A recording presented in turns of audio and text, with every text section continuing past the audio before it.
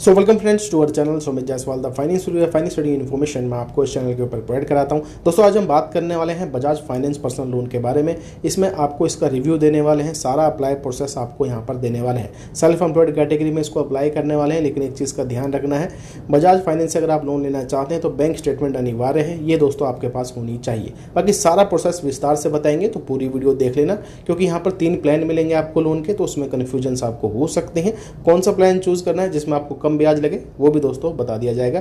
क्या eligibility criteria रहेगा वो भी खैर आपको बता दिया जाएगा। सैलरीड और सेल्फ एम्प्लॉयड दोनों ही वैसे अप्लाई कर सकते हैं। बाकी चलते हैं स्क्रीन की तरफ, प्रोसेस आपको दिखा देते हैं, सही लगता है तो ही आप दोस्तों अप्लाई करिएगा। चलिए चलते हैं स्क्रीन की तरफ। चलिए दोस्तों हम आ चुके हैं जी बजाज फाइनेंस की ऑफिशियल वेबसाइट के ऊपर। ये है दोस्तों पर्सनल लोन का सेक्शन। इसका जो लिंक है डायरेक्टली अप्लाई करने का मैंने डिस्क्रिप्शन में दे दिया है, आप जाके दोस्तों अप्लाई कर सकते हैं। इस लोन को सैलरीड और सेल्फ एम्प्लॉयड दोनों ही ले सकते हैं। मैक्सिमम 55 लाख रुपीज़ तक का लोन ऑफर करता है बजाज आपको, ठीक है भी। अब ये जो लोन की लिमिट है ये आपकी एलिजिबिलिटी के ऊपर डिपेंड होता है। चलिए सबसे पहले से कुछ कंडीशंस बताते हैं, जैसे कि कोई भी कोलैटरल की रिक्वायरमेंट नहीं है, कोई भी हिडन चार्जेस आपसे नहीं लिए जाएंगे, पेपर वर्क कंप्लीट होगा, वेरिफिकेशन होगी, 24 घंटे के अंदर डिसबर्समेंट हो जाएगी।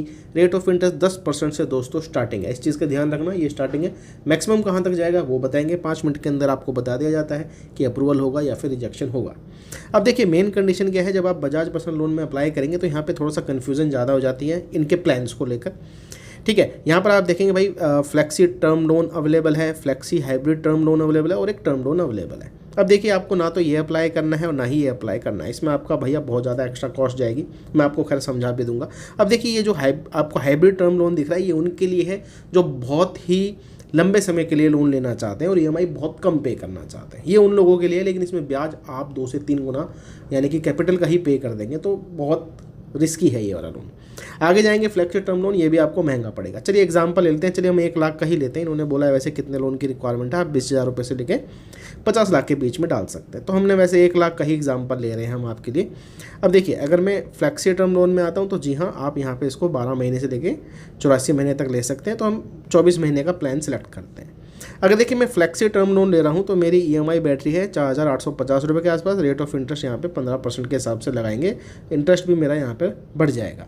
लेकिन अगर यही मैं टर्म लोन में आता हूँ तो यहाँ पे रेट ऑफ इंटरेस्ट 11% के हिसाब से दिखा रहा है और ईएमआई भी कम हो गई और हमारा ब्याज भी कम हो गया, ठीक है। तो यानी कि टर्म लोन आपको सस्ता पड़ता है, हालांकि रेट ऑफ इंटरेस्ट ये 11% स्टार्टिंग का है, ये कहाँ तक जाएगा खैर वो भी हम बताएंगे आपको। तो हमेशा टर्म लोन में ही आपने अप्लाई करना है, ठीक है जी। आगे चलते हैं, यहाँ पे इन्होंने ये बता रखा है, चलिए आगे डिस्कस करेंगे क्योंकि यहाँ पे कुछ नहीं है, बस इंस्टॉलमेंट और रेट ऑफ इंटरेस्ट ही बताया, आगे चीज़ें कुछ भी नहीं बताई हैं अभी, ठीक है।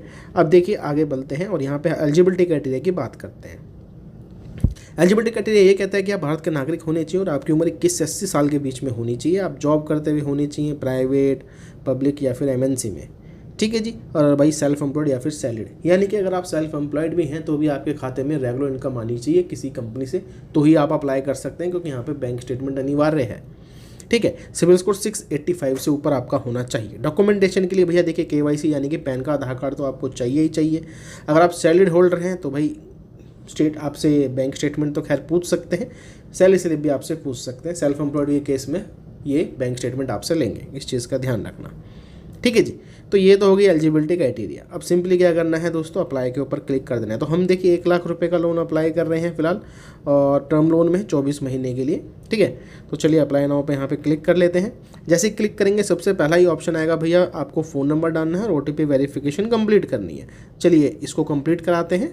जैसे आप लॉगिन करेंगे इसी पेज के ऊपर आ जाएंगे, दोबारा आपको अप्लाई के ऊपर क्लिक करना पड़ेगा यहाँ पर, ठीक है। अप्लाई नाउ पे क्लिक कर लेते हैं और थोड़ा सा यहाँ पे दोस्तों आपको वेट करना है, फिर नेक्स्ट जो है वेब फॉर्म खुलेगा इनका। तो दोस्तों सबसे पहले आपको डालनी है जी अपनी पर्सनल डिटेल। सबसे पहले आपको फुल नेम लिखना है पैन कार्ड के हिसाब से, जेंडर कि मेल है कि फीमेल है, डेट ऑफ बर्थ, यहाँ पे पैन कार्ड का नंबर, उसके बाद आपको एम्प्लॉयमेंट टाइप बतानी है कि आप सैलरीड हैं कि सेल्फ एम्प्लॉयड है। आप देखिए जो आप एक्चुअल में है वही डालिएगा, ज़्यादा बेटर रहेगा। उसके बाद दोस्तों यहाँ पे पिन कोड डालना है, टर्म्स एंड कंडीशन को एक्सेप्ट करना है, कंटिन्यू के ऊपर क्लिक करना है। अब यहाँ पे साफ साफ लिखा है बट ट्रांसयूनियन सिविल आपका चेक किया जाएगा, 685 से आपका ऊपर होना चाहिए। तो ये तो हो गया पहला स्टेप, बेसिक डिटेल है। उसके बाद डायरेक्टली आप देखेंगे एम्प्लॉयमेंट वेरिफिकेशन की तरफ डाला जा रहा है। खैर ये स्टेप भी देखेंगे, सबसे पहले पर्सनल डिटेल फिल करते हैं।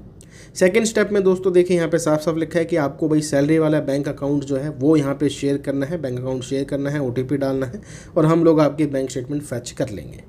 कंटिन्यू के ऊपर आपने क्लिक कर देना है।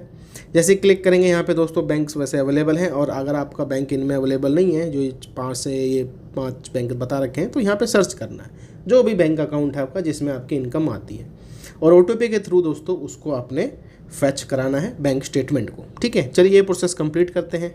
अब देखिए दोस्तों यहाँ पर देखिए सेकंड स्टेप भी कंप्लीट हो गया है एम्प्लॉयमेंट वेरिफिकेशन का। उसके बाद क्या करना है, कंपनी का नाम, यानी कि जिस कंपनी से आपके खाते में पैसे आते हैं, रेगुलर इनकम आती है, बैंक स्टेटमेंट में वो अवेलेबल है, उसका नाम लिखना है। कंपनी टाइप की प्राइवेट है, पब्लिक है, तो बेसिकली प्राइवेट ही होने वाली है। जॉब प्रोफाइल की आप एग्जीक्यूटिव हैं या फिर ओनर हैं, अगर आपका कोई बिजनेस है तो वो लिखना है।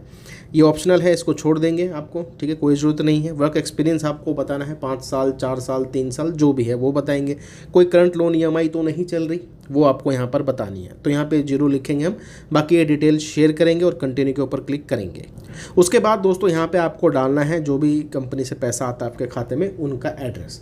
ठीक है, यानी कि कंपनी की भाई लोकेशन डालनी है आपको, प्रॉपर एड्रेस यहाँ पे फिल करना है। कोई शॉप है तो उसकी डिटेल डालेंगे, कोई आपकी अपनी कंपनी है तो उसकी डिटेल डालेंगे, या फिर जहाँ से आपके खाते में पैसा आता है उसकी डिटेल आपने शेयर करनी है। तो ये ऑफिस एड्रेस है, इसको हम कंफर्म करते हैं। उसके बाद दोस्तों आ जाता है जी KYC। आपको डिजी लॉकर से यहाँ पे KYC करानी है, आधार कार्ड नंबर डालना है, OTP वेरिफिकेशन दोस्तों आपको यहाँ पर अपनी कंप्लीट करानी है। तो ये KYC का सिंपल प्रोसेस है, तुरंत ही हो जाएगी डिजी लॉकर से। तो चलिए इसको भी कंप्लीट करते हैं।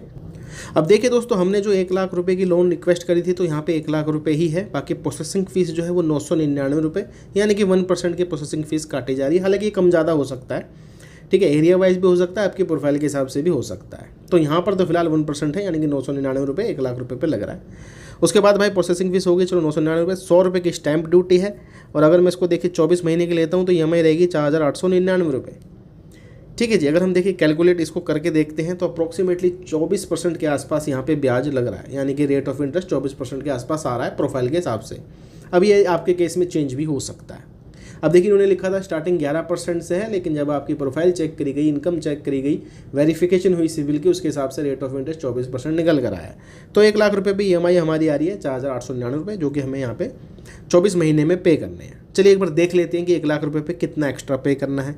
तो दोस्तों यहाँ पर आप देख सकते हैं, अगर मैं 1 लाख रुपये का लोन ले रहा हूँ तो टोटल रिपेमेंट विद ब्याज मुझे करनी है 1,17,576 रुपये। और ये जो है ये 24 महीने की EMI है, यानी कि 2 साल की EMI है। तो 2 साल के अंदर आपको भाई 17,576 रुपये का चार्ज देना पड़ेगा। हालांकि डिसबर्समेंट भी देख लेते हैं भाई, खाते में जो डिसबर्समेंट होगी ये दोनों कटौती के बाद वो होगी 98,901 रुपये। ठीक है, तो अप्रोक्सीमेटली भैया 18-19 हज़ार रुपये के आसपास आपको 2 साल में 1 लाख रुपये का पे करना पड़ेगा। तो ये है दोस्तों देखिए प्रोसेस बजाज फिनसर्व का। अगर आप देखिए बजाज फाइनेंस से लोन लेना चाहते हैं तो ये प्रोसेस आपका रहने वाला है। अब क्या है कि इसके बाद आपने सिंपली कंटिन्यू करना है। दोस्तों जैसे ही आप सारी फॉर्मेलिटीज़ पूरी कर लेते हैं तो आपको एप्लीकेशन जो है आपकी सबमिटेड कर दी जाती है। यहाँ पर क्या है कि रिप्रेजेंटेटिव का नंबर भी आपको शेयर किया जाता है। ये इन्होंने साफ साफ बता रखा है कि डॉक्यूमेंट वेरिफिकेशन के लिए जो रिप्रेजेंटेटिव वो आपके घर या फिर ऑफिस में आएगा। ठीक है, ये देखिए जनरली तब होता है जब मान लीजिए आप तनख्वाह 50,000 रुपये शेयर कर रहे हैं और बैंक स्टेटमेंट में 40 आ रहा है, 30 आ रहा है, इस हिसाब से तो मैक्सिमम केसेस में ये होता है। ठीक है, तो जी हाँ, इसमें थोड़ा सा समय आपका लग सकता है। जैसे वेरिफिकेशन कंप्लीट होगी उसके बाद दोस्तों लोन आपका 24 घंटे के अंदर डिसबर्समेंट हो जाता है।